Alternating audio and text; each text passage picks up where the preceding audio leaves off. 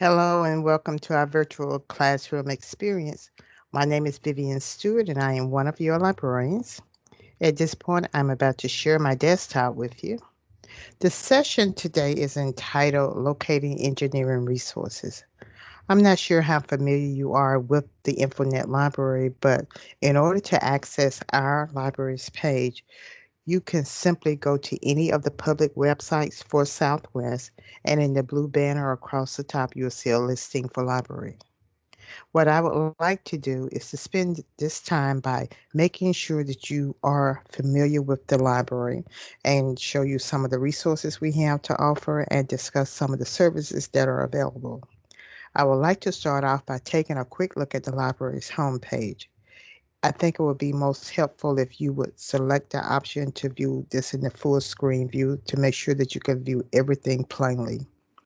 At the very top, it says Welcome to the library, and we have 5 locations for our students, faculty, and staff. The next thing that you'll notice is that we have some announcements, which are indicated by the red bar. The first announcement is simply letting you know that we're still closed to the public, but you can contact us by using Ask a Librarian. We've just started curbside pickup service. This does not include any reference books or textbooks, and we are available on Tuesdays and Thursdays. The next announcement basically tells you how to arrange to pick up your items. Directly under that, you have information that is pulled from our mission statement and what we are trying to accomplish, followed by the pages that are the most viewed, which will be our databases page. Course Reserves is a page where students go if they are trying to find a copy of a certain textbook that they can use for a 2-hour period. Reserve a Study Room allows our students to book a study room and use it for a 3-hour period. Our forms page is available for students to request information from us, allow them to request services. The forms also allow faculty members to recommend items for purchase and place items on reserve. And the forms also allow us to gather feedback from our students. CyberCat is our online catalog, which is used to locate print resources. We have WorldCat, which is a global catalog, which will allow you to see holdings around the world. SOAR will allow you to locate books, articles, videos, and much more.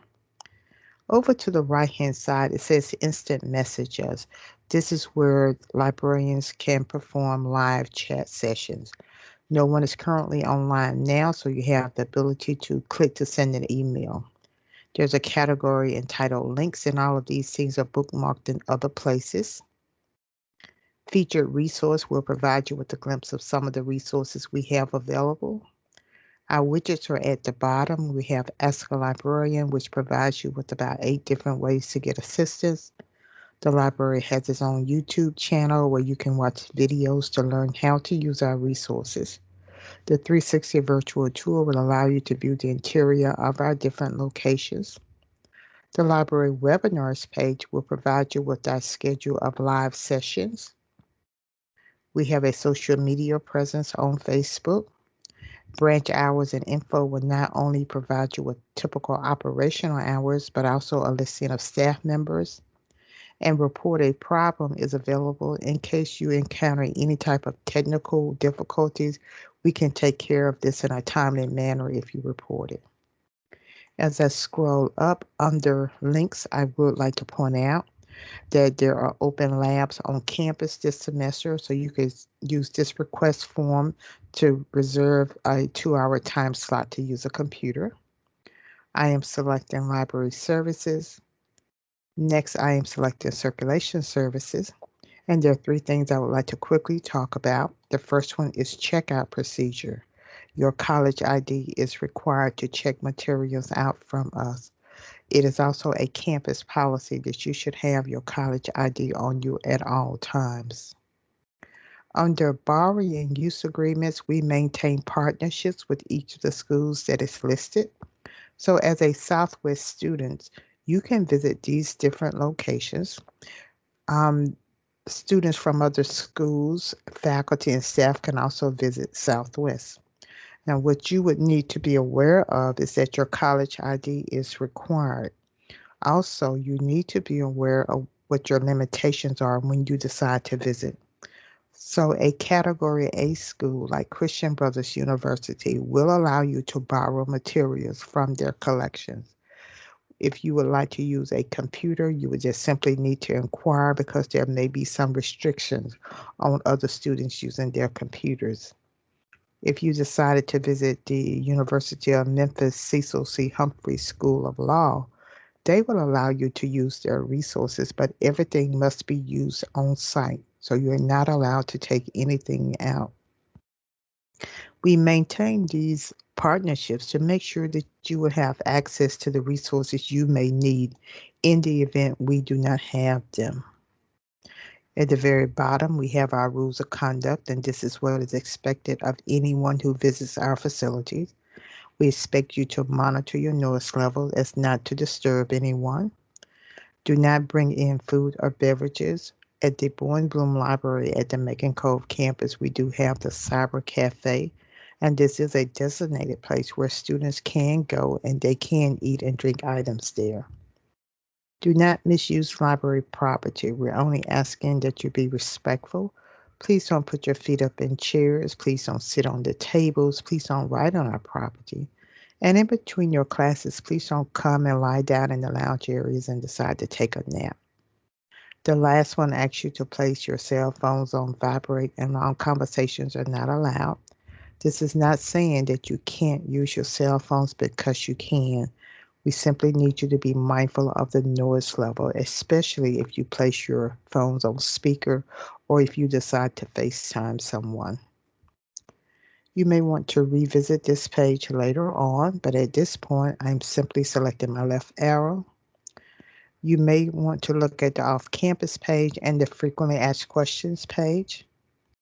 Back at our home page, we are now about to look at our databases.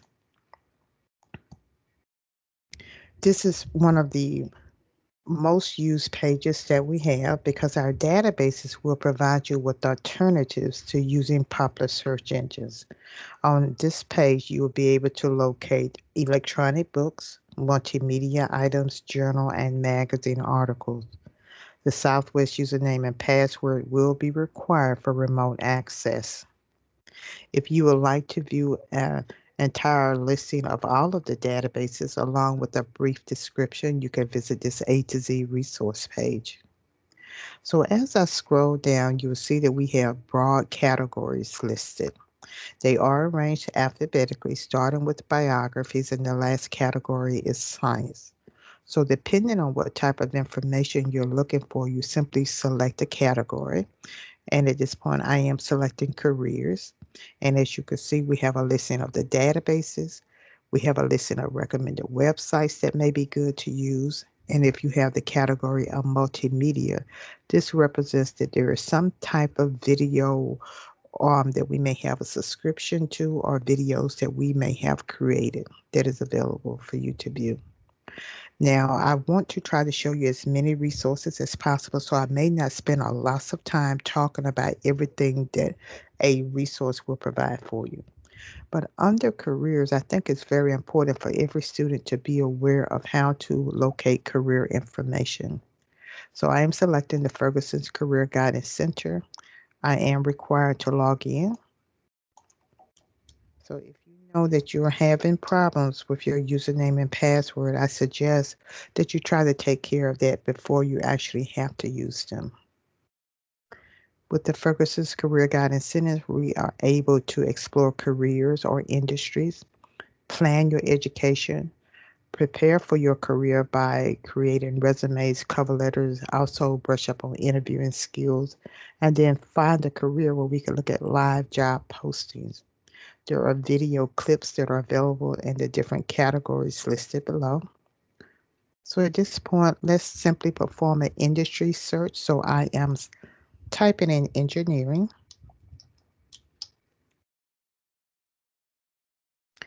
I have 722 results. This is printed material, but if I wanted to look at video clips, I could simply select videos, and I have 34 of those. Back to the articles. If you would like to filter down to look at ones that will provide you with advice, there are blogs, there are scholarships, there are internship advice, and then when it comes to professions, we have 361. So if I simply select the first one, well, the first one is an industry overview. Let me select engineering technician. So I have a quick overview. I have the different tools that I have access to. As you can see, we can look at related professions, and then we can actually go to do a live job search. We have quick facts that are provided. The table of contents will provide you with all of this information that is provided. So if you only wanted to know about the experience, skills, and personality, you could simply click and go there. I would like to show you the full view. So now as I scroll down, you can see we have the history, we have the different jobs that are listed. And this is a long listing. We have the earnings. You can look at the work environment, exploring the job, education and trainings, and there's a lot of information that may be helpful. So this is the Ferguson's Career Guidance Center. My next category would be to just expand computers so that you can see we do have the computer science database. Next, I'm going to database collection. I suggest in this category that you look at the Proquest Central and TEL, which stands for the Tennessee Electronic Library. Both of these are considered to be cross-curriculum type titles, which will provide you with information on almost any topic you select. There are about 43 titles here that I am about to search for information across all of these. And what I would like to search for here is virtual reality.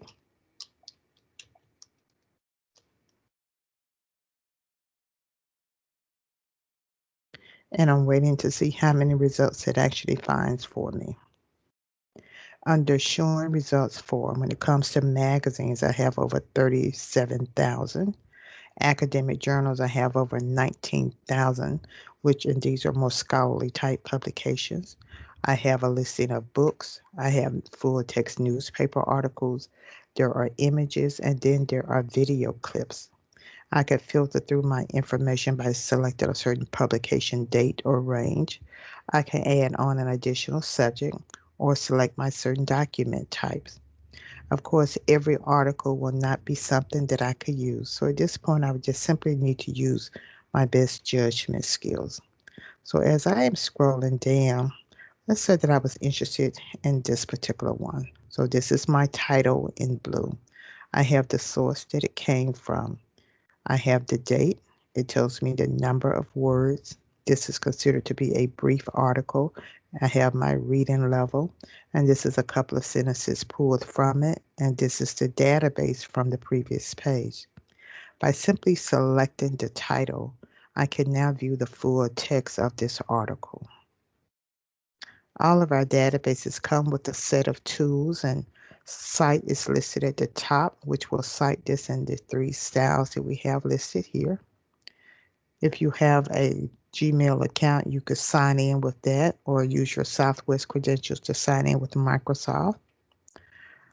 We have the ability to translate this into multiple languages. We can increase or decrease the font size. We can listen to this being read to us.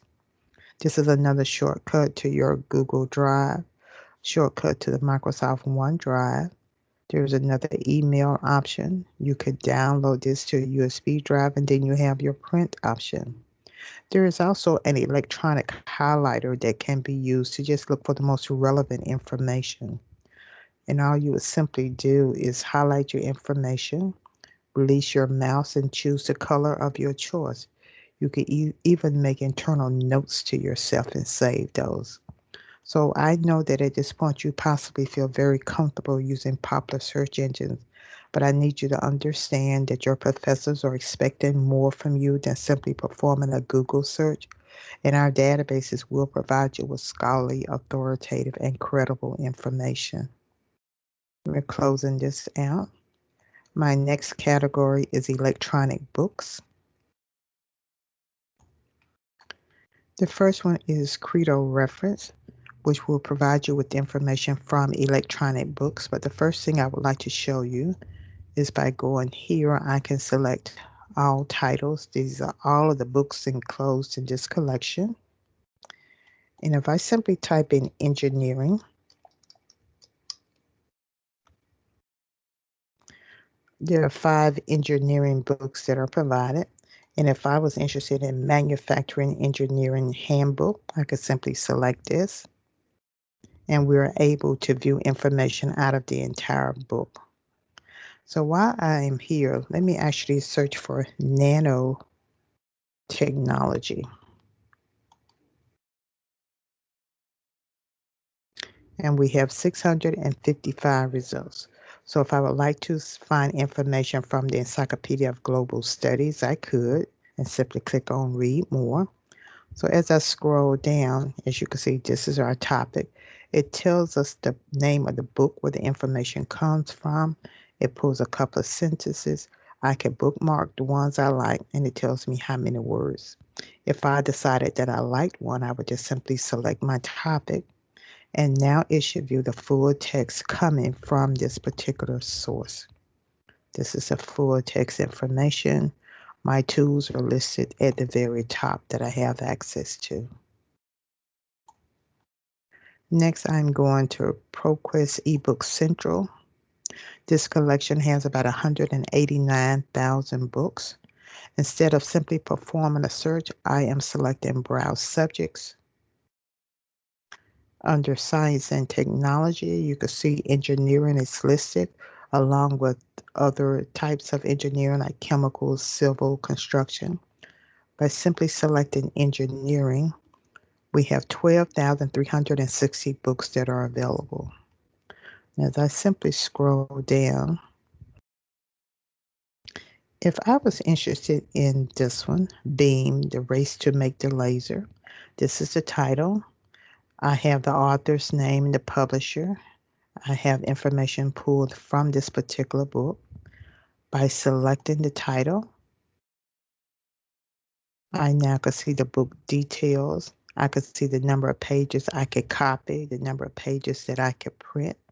When I am ready, I can simply select Read Online, and this will load the book up for me. The table of contents should display over to the left-hand side. This is the cover of the book.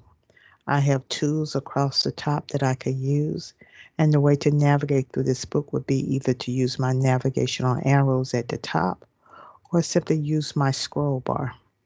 But the entire contents of the books are available for students to use. So this is Proquest eBook Central. Next, we have Net Library, which has around 269,000 books in it. Similar as before, we could easily select engineering and technology, but I think I would like to perform a search this time, so let's search for civil engineering.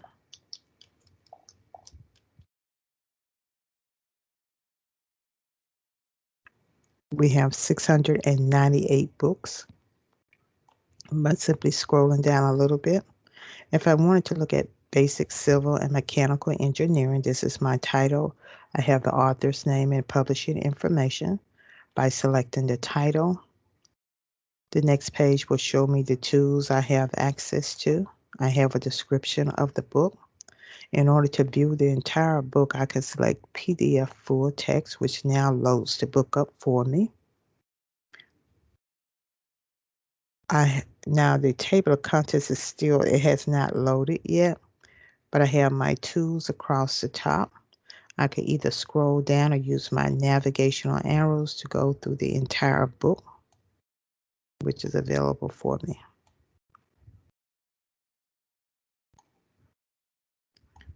The next category will be, let me scroll down a little bit. Under mathematics, we have applied science and technology. So this time, let's try to find something on structural design.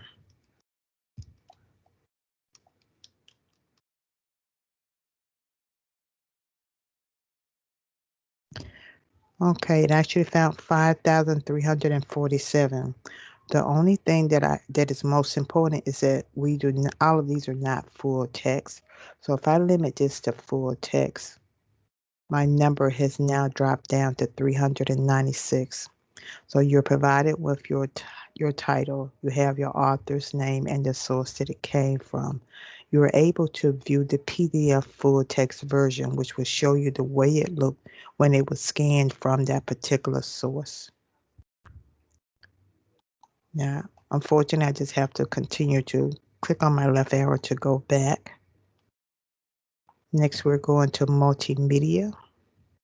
Under Multimedia, I'm selecting the Academic Video Online Premiere, and this has about 79,000 videos.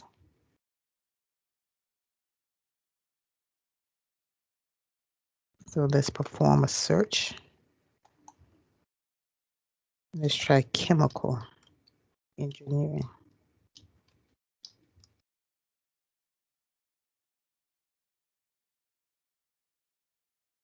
It says 1,785. Now, keep in mind, I just performed a keyword search, so I am not sure if all of these will be something that you can actually use or not, but this is what comes up from chemical engineering. These are all streaming videos that you can view. We will try the same search when I go to the Master Academic Collection, and this collection has over 43,000.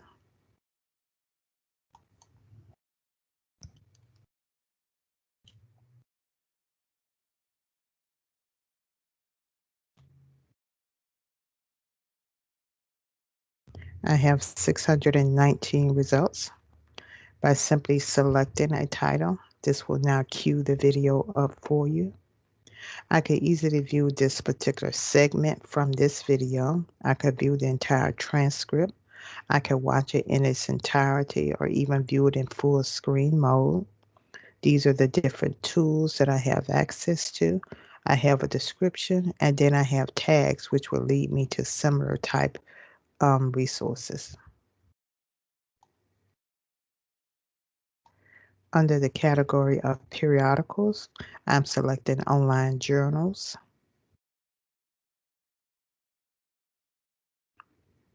And at this point, it is searching for books and journals. And if I select engineering and applied sciences, I can now select chemical engineering. Now remember, it will give me books and journals. And here's my listing. And what is actually happening is when it comes to the journals, these are the different databases that these titles are indexed in. But this is how we find our e-journals that are available. Now, under the category of science, and I may not go through all of these, but we have, of course, this is listed again, but we just looked at it in mathematics, but we do have an engineering database. And just, let's see, let's try to find something on turbocharging.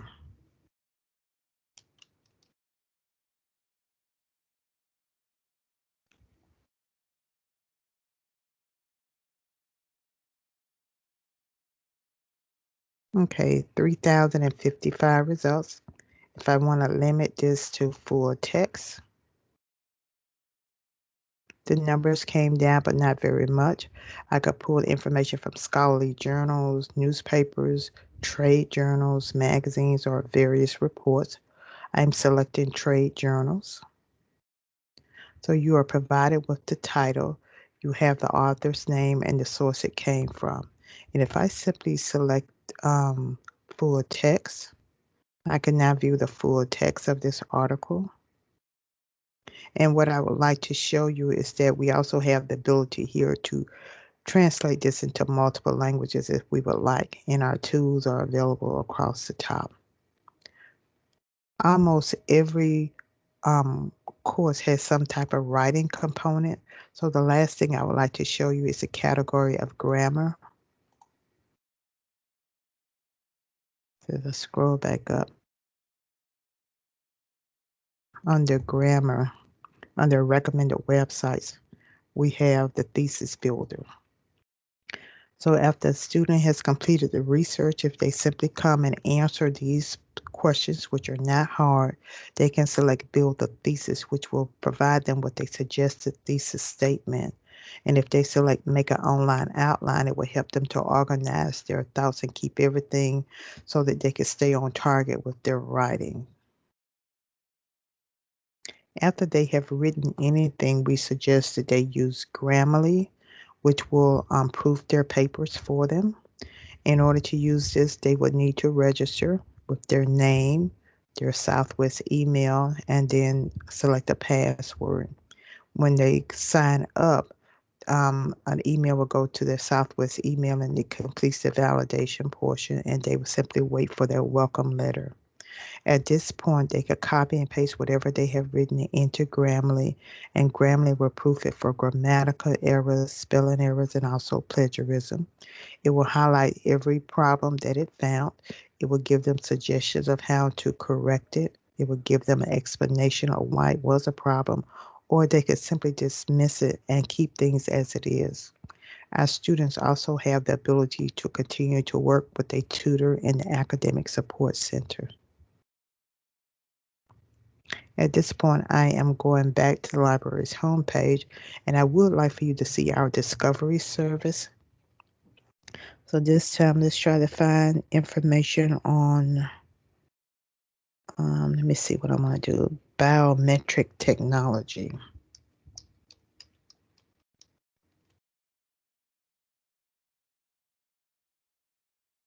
So this is pulling together all of our print resources and our electronic resources, and it has 508,052. Now, just so that I can see if there are any print resources, I am selecting CyberCat, which is our online catalog. And as you can see with item number 2, this identifies this as being a print item, but we also have the ebook version of it. So it tells us this item is available. We have the call number. I can see which location actually has it. And our students have the ability to request the items are sent from one location to the other.